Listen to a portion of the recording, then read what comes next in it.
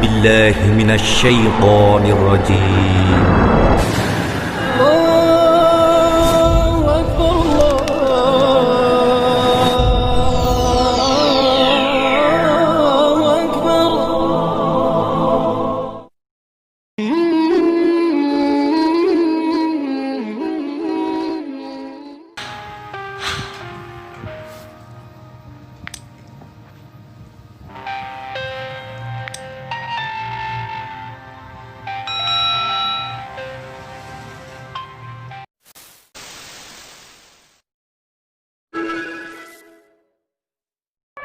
Setelah kehancuran pasukan Raja Abraha, kota Mekah semakin ternama. Dari kota inilah sejarah manusia paling mulia dimulai. Ka'bah sebagai jantung kota Mekah semakin ramai dikunjungi para peziarah. Demikian pula para pedagang. Mereka datang dari berbagai penjuru jazirah. Namun sayang, Ka'bah mulai diselewengkan fungsinya. Akibatnya, kejahiliahan merajalela. Bahkan pada masa itu, memiliki bayi perempuan adalah hal yang sangat memalukan. Aib bagi keluarga. Sehingga sebagian dari mereka tega membunuh bayi perempuan mereka sendiri. Di tengah kondisi masyarakat jahiliyah itulah, Nabi Muhammad dilahirkan. Bayi luar biasa itu lahir dari rahim seorang wanita mulia bernama Aminah. Pada saat itu, ditandai peristiwa-peristiwa yang luar biasa. 10 balkon istana Kisra runtuh. Juga padamnya api-api yang biasa disembah oleh orang-orang Majusi.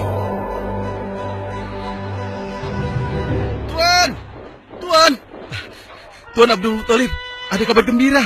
Kabar gembira? Kabar gembira? Kabar gembira apa? Tuan, cucu Anda telah lahir. Benarkah? Laki-laki atau perempuan? Laki-laki, Tuan. Subhanallah, Alhamdulillah, Allahu Akbar. Kalau begitu aku ingin segera melihatnya. Mari, Tuan. Setelah mendengar itu, Abdul Muthalib bergegas menuju ke rumah Aminah.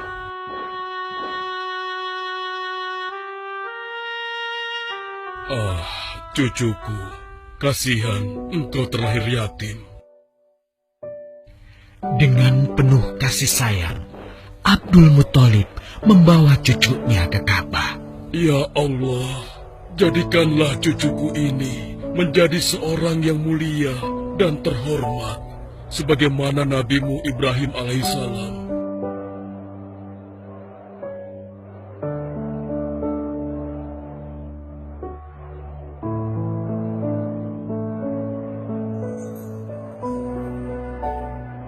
Siapa namanya, Ayah? Muhammad. Muhammad? Iya, aku akan menamainya Muhammad. Artinya yang terpuji. Kehadiran Muhammad kecil sungguh memberi kebahagiaan. Tidak hanya bagi keluarga Bani Hashim, bahkan seluruh kabilah suku Quraisy menyambutnya dengan sukacita. Kemudian Abdul Muthalib mencarikan ibu susu bagi Muhammad kecil. Kita sudah berhari-hari mencari anak susuan, yang dari situ kita akan mendapatkan imbalan yang cukup. Namun hingga saat ini, belum juga kita dapatkan.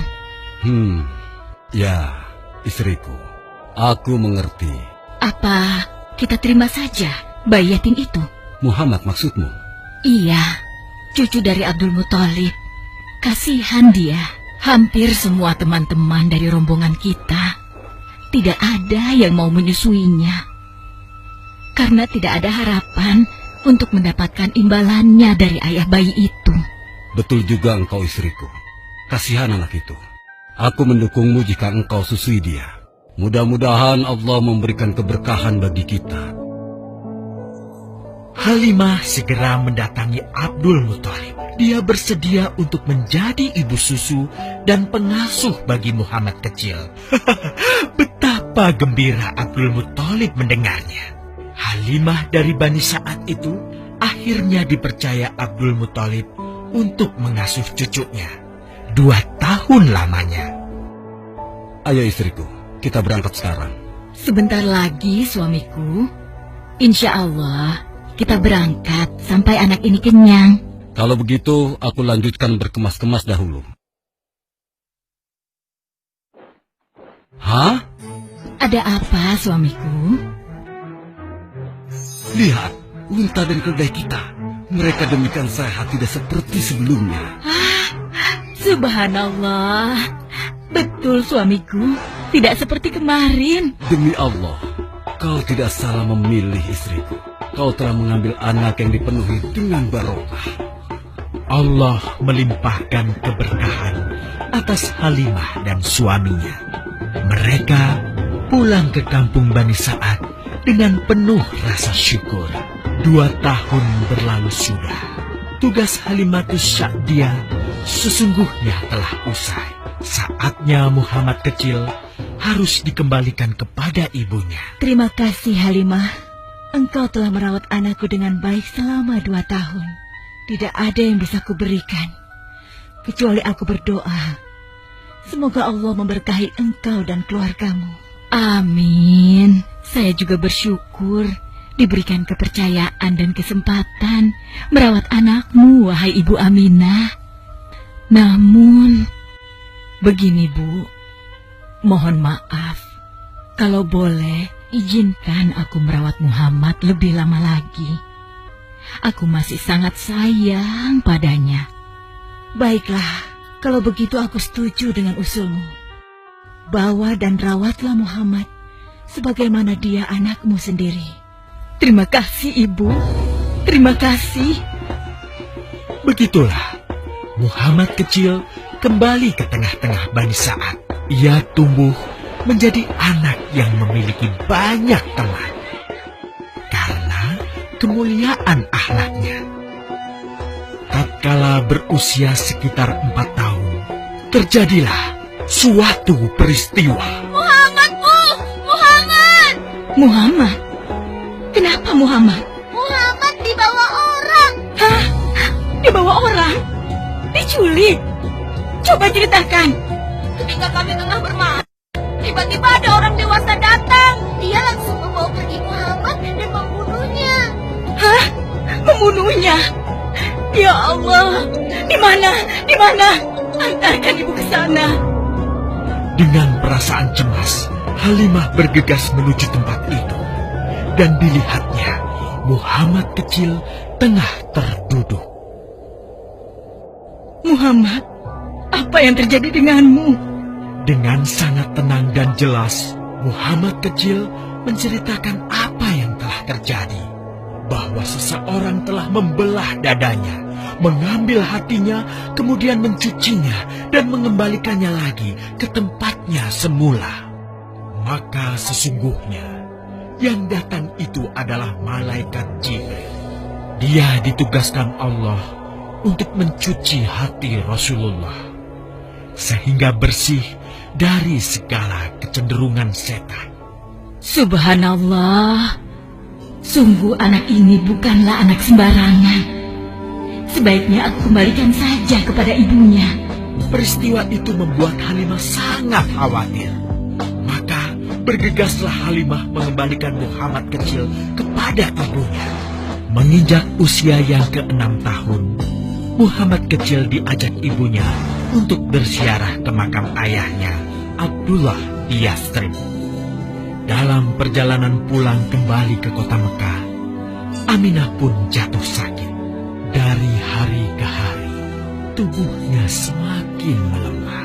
Hingga di sebuah kota bernama Abwa, letaknya antara Mekah dan Yathrib, Aminah meninggal di sana. Dan Muhammad kecil pun menjadi seorang anak yatim piatu. Sejak itulah Muhammad kecil dirawat dengan penuh cinta dan kasih sayang oleh kakeknya, Abdul Muthalib. Muhammad, sudah berhentilah memerah susunya. Insya Allah, sudah cukup untuk persediaan kita hari ini. beristirahatlah sejenak. Makanlah agar kau tetap sehat.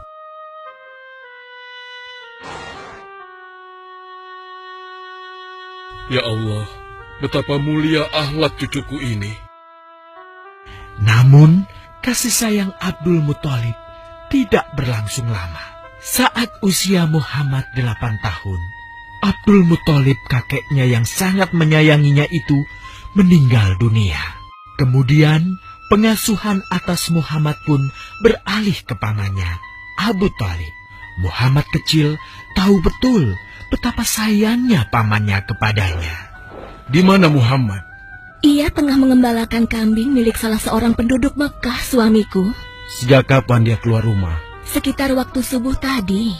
Subhanallah, betapa baiknya akhlak keponakanku ini. Ya Allah, maafkan ketidakmampuanku mencukupi kebutuhan keponakanku. Sayangi dan berkahilah dia. Jadikanlah dia orang yang mulia di antara manusia. Hingga saat usia Muhammad menginjak 12 tahun, pamannya Abu Thalib mengajaknya berdagang ke Syam. Sampailah mereka di satu daerah bernama Busra. Saat mereka beristirahat, datanglah seorang pendeta menghampiri. Wahai saudaraku, selamat datang di Busra. Tampaknya kalian bukan orang sini. Dari manakah kalian berasal? Terima kasih saudaraku. Kami datang dari Mekah. Lalu, siapakah gerangan anak ini? Ini adalah keponakanku. Muhammad namanya. Apakah engkau bertanggung jawab atasnya, Tuan? Ya, Kemana ayahnya? ayahnya sudah meninggal sejak ia masih dalam kandungan. Oh, apakah kini dia yatim piatu? Benar, Aku sungguh beruntung bertemu dengannya. beruntung. Beruntung apa? Sungguh, keponakanmu ini adalah orang yang sangat istimewa. Oh ya? Ya, dia adalah seorang nabi, Hmm? seorang utusan Allah. Bagaimana kau tahu hal itu? Aku tahu karena aku seorang pendeta, dan berita kedatangan dia sebagai seorang utusan Allah sudah disampaikan di dalam Injil. Bahkan aku pun bisa mengetahuinya dari cincin kenabian yang berada di bagian bawah tulang rawan bahunya, yang menyerupai buah apel sebagai tanda kenabiannya. Begitulah pendeta bernama Bahira menyampaikan kepada Abu Thalib perihal kenabian Muhammad. Ia berpesan agar menjaga baik-baik keponakannya itu, karena Muhammad kelak di suatu saat nanti akan menghadapi banyak gangguan dan rintangan. Istriku, Muhammad sudah berusia 25 tahun.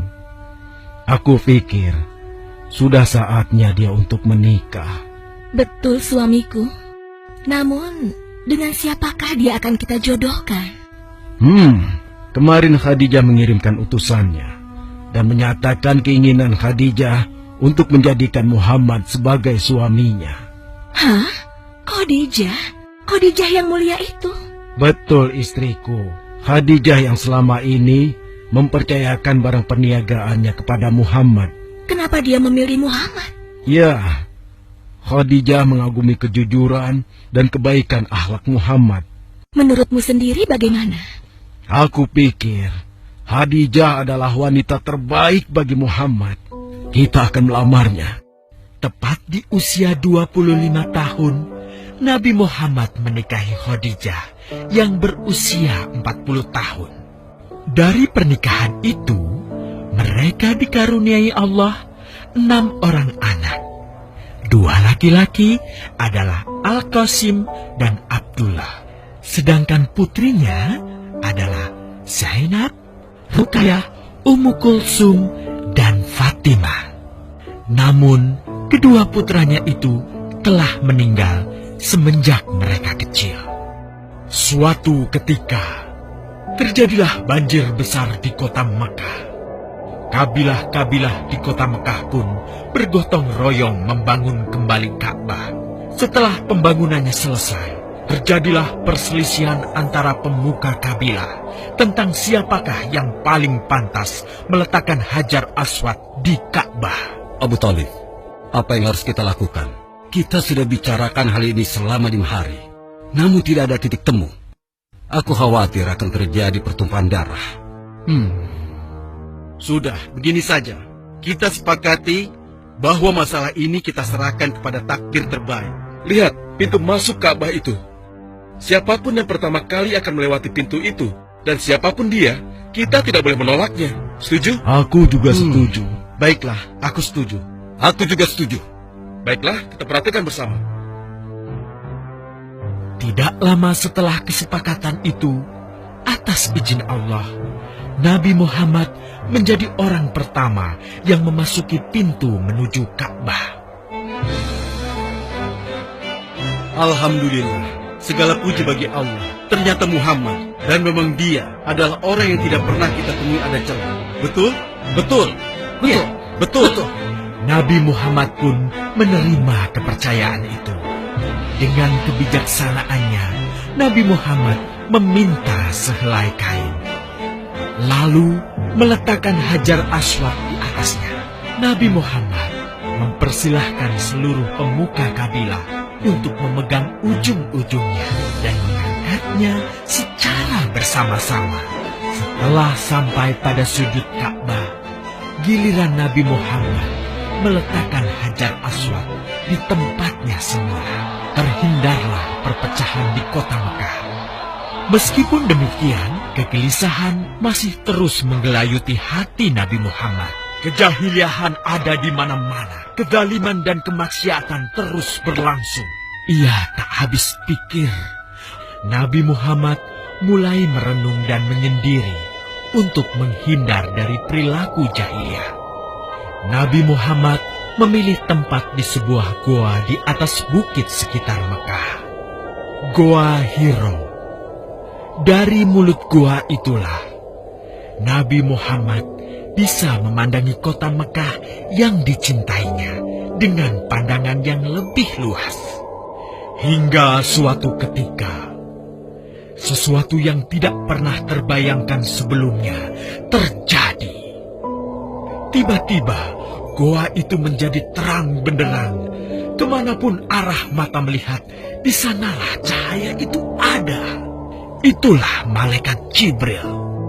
Jibril berkata, "Bacalah." Dengan gemetar, Nabi Muhammad berkata, "Aku tidak bisa membaca." Malaikat Jibril lantas merangkul Nabi Muhammad SAW dengan kuat hingga nafas beliau sesak. Seraya berkata lagi, "Bacalah." Sampai akhirnya malaikat Jibril membantunya setelah merangkulnya dan menyuruhnya membaca hingga 3 kali. Kemudian malaikat Jibril membantunya membaca. "Bacalah dengan menyebut nama Tuhanmu yang menciptakan. Dia telah menciptakan manusia dari segumpal darah. Bacalah, dan Tuhanmulah yang paling pemurah, yang mengajarkan manusia dengan perantaraan Al-Qalam. Dia mengajarkan kepada manusia apa yang tidak diketahuinya." Kalimat suci telah terucap. Resmilah sudah. Dari dalam Goa Hiro, Allah mengangkat Nabi Muhammad SAW sebagai penuntun dari kegelapan menuju cahaya, dari keburukan menjadi kebaikan, dan dari kesengsaraan menuju ke keselamatan. Sahabat beriman, terima kasih sudah menonton. Semoga bermanfaat bagi kita semua, dan semoga channel ini terus berkembang agar senantiasa memberikan hal-hal yang bermanfaat untuk kita semua. Amin ya robbal alamin. Semua yang baik datangnya dari Allah Subhanahu wa Ta'ala, dan segala hilaf mohon dimaafkan. akhirul kalam. Wabillahi taufiq wal hidayah. Wassalamualaikum warahmatullahi wabarakatuh.